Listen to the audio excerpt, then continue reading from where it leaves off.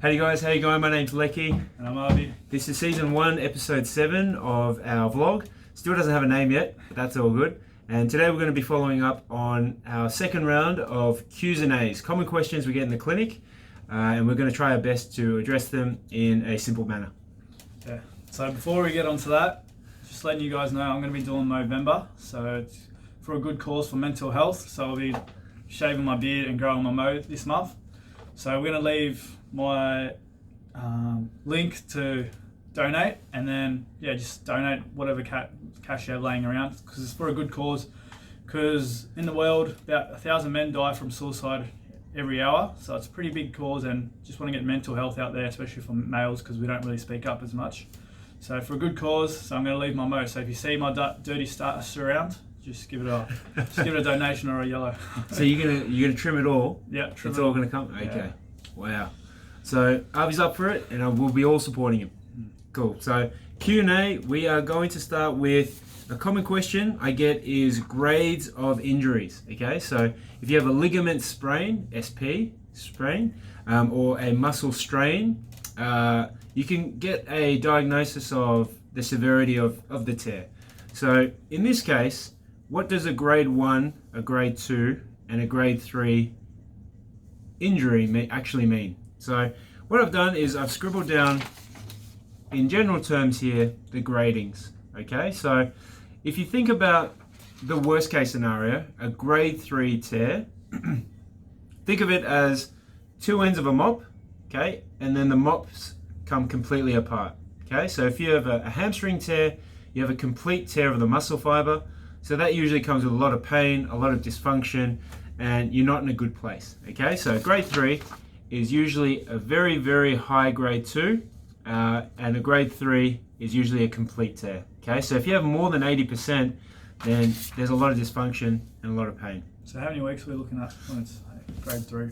Oh mate, grade 3, it could be surgery. So, we never want to use the S word too lightly, but if someone comes in and you suspect a grade 3, firstly, I'd be surprised they're walking in, because it's usually very painful.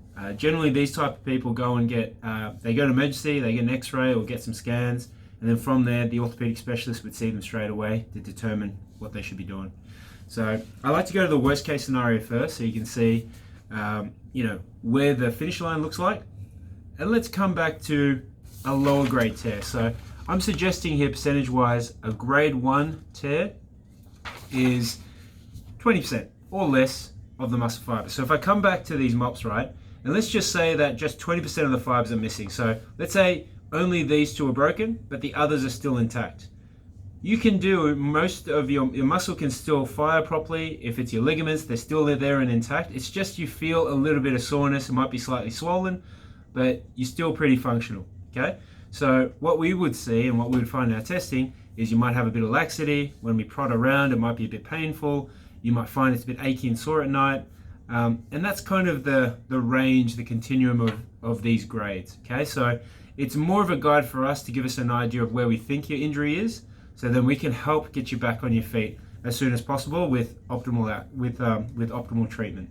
Okay, so the challenge I find is grade 2, because it's such a wide spectrum from 20% to 80%.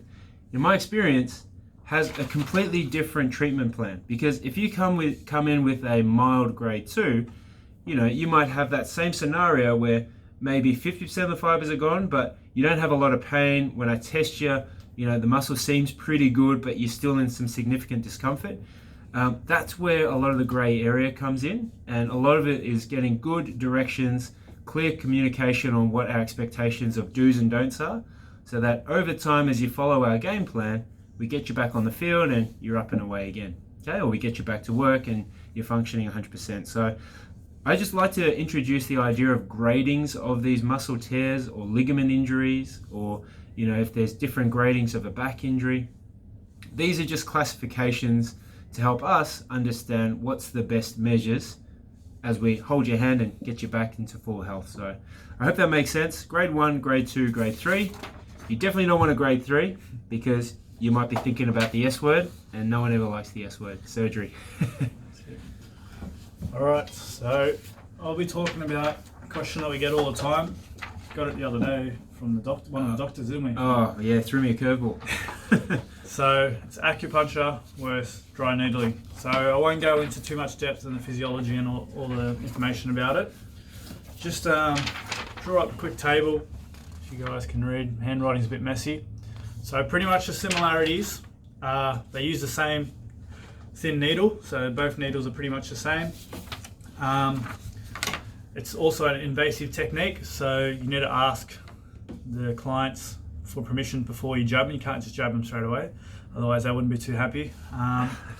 And the other is the anatomy. So both need to know the anatomy of where you're putting in the needles. So that comes in very handy. So you can't just go up to anyone and be like, oh, can you do... Just close your eyes and guess sort of thing. Yeah. Otherwise, yeah, you could get like some nerve supply or something, which isn't too handy. So that's pretty much the similarities. The difference is pretty much, the main difference is the theory behind it. So acupuncture dates back like 5,000 years by the Chinese medicine guys.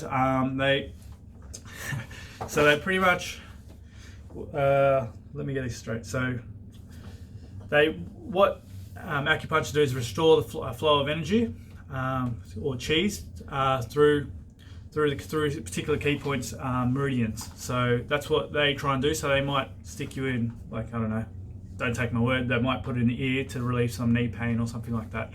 So this is a bit different philosophy, whereas dry needling, which most physios use, is myofascial trigger points. So stick it in pretty much in knots. So what's that? So when you when your muscle gets tight, they shorten and lengthen when it's normal, but it stays shortened and it doesn't lengthen back to its normal place, so it's not relaxed. So what happens is all the muscle fibers around the area become super tight and it creates knots.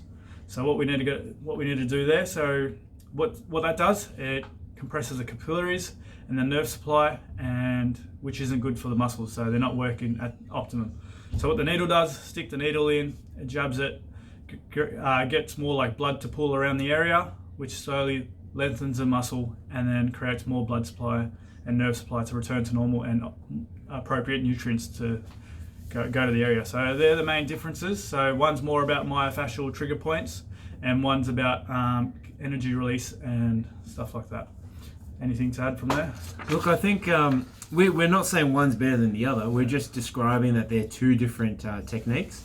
And, I think in terms of holistic care, like if acupuncture works for you, all the more power to you. It's all good. We're not classically trained as acupuncturists, but we do have the skill of applying dry needling pins. So in Aarvi's example, if you have a weird knee pain, in the Chinese medicine version of their care and their management, their assessment may find that you have like blocked energy pathways, and it will get unblocked if you jab a pin in your earlobe to unlock that knee pain. Okay? Whereas if you come and see Aarvi and I, we would assess your knee and we would determine whether there's something that's causing biomechanically issues in the knee, and we would introduce some treatment options, and one of those options may be dry needling, and we may pop some pins in around the muscles of your thigh or in your backside in some trigger points in glute med or piriformis. And so, they may look similarly because, as Aarvi said, same needle, but the anatomy and the reason why we're looking to apply dry needling pins varies greatly. Does that make sense? I think that's the summary. Yeah. Great. So my second Q&A is ultrasound. Okay. Now this is a bit of a controversial issue because Avi and I rarely use ultrasound here in the clinic, if all. There's only a couple, maybe two off the top of my head, type of presentations. If you come in with problems, there's only two type of conditions that I'd consider using ultrasound, but it's definitely not my go-to. But we get the question a lot, so I thought I'd address it. Okay, so ultrasound, what does it look like? We've got one of these units in here. It goes for a couple of $1,000, so I'll lift it up a little bit. So there's just a little monitor here, and then you've got this sound head. So this is the expensive part of the machine because there's little crystals under the sound head. Okay, and what it does is it puts a frequency in to allow these little things to produce ultrasonic waves. Okay, so they're sound waves. Now we put in certain measurements, we press some buttons on the machine, and it allows different frequencies of waves. Okay, so for example, if you're pregnant or your partner's pregnant, you would go in and have a diagnostic ultrasound.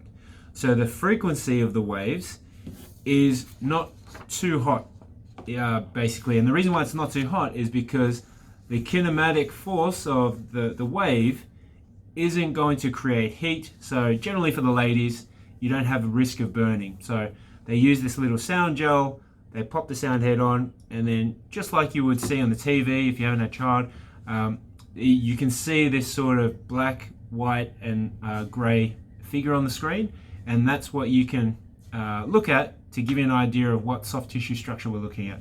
So in short, the frequency is important. So with diagnostic ultrasound, it's something to help you understand what you're looking at. So in this case, you're looking at babies. For therapeutic ultrasound, which is what we use, ultrasound in the physio clinic is used as a heating modality, okay? So we plug in the numbers, we put it to a certain heating frequency, and what that does is it causes energy in the joints to help clear inflammation. That's the primary reason why we'd use it.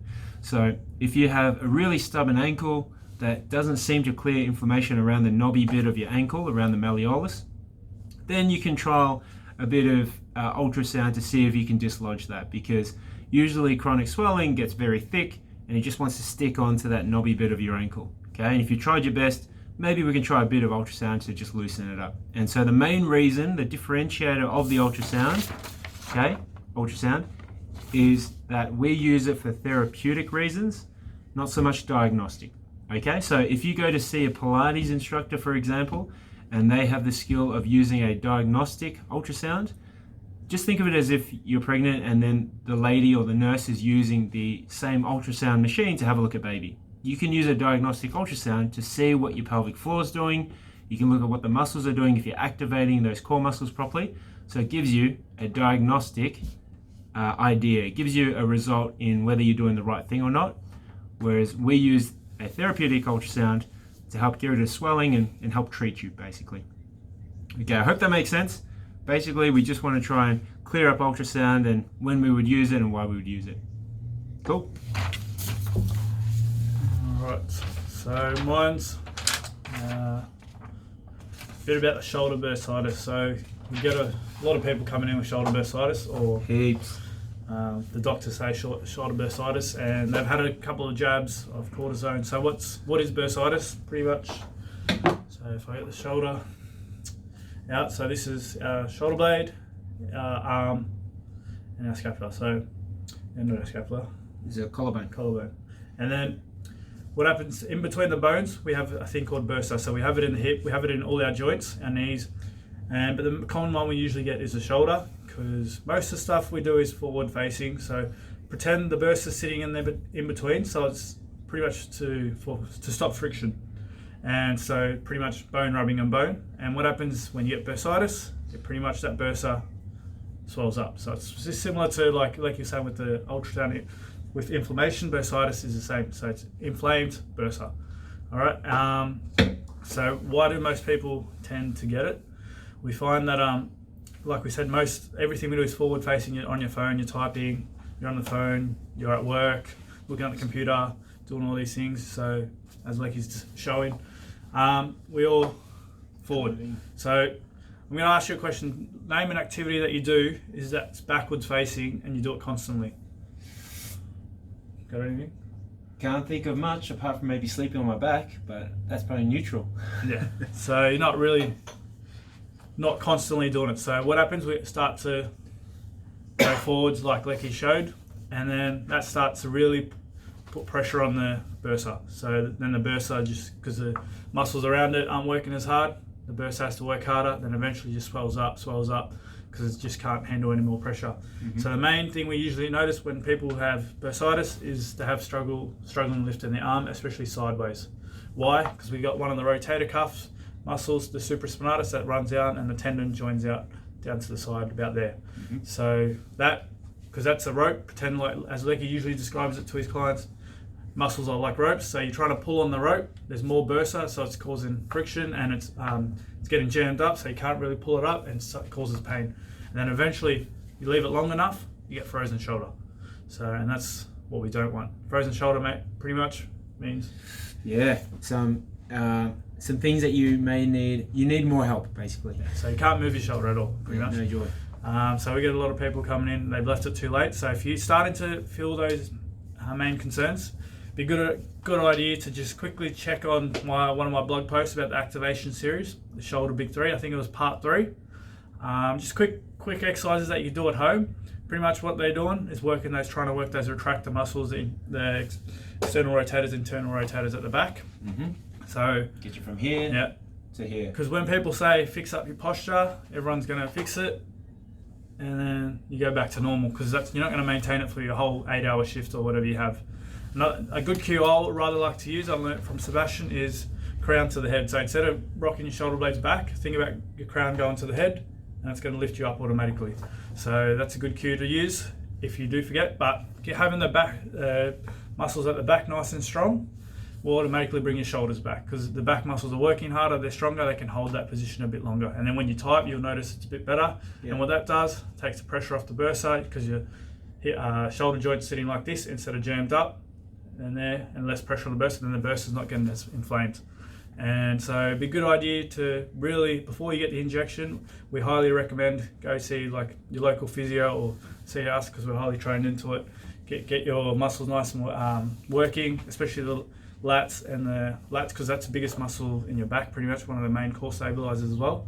And then go from there, and you'll notice that shoulder bursitis won't really come back, because with injections you get it, and you have to get it once every 3 months, because it just keeps coming back because you haven't strengthened what's weak, as Andrew Locke would say. Yeah, absolutely. So that's a key thing. So usually we see people coming in, sent in from the doctors once they've had a couple of cortisone injections, but you get frustrated because you keep getting sent to injections, but the underlying problem comes back every couple of months.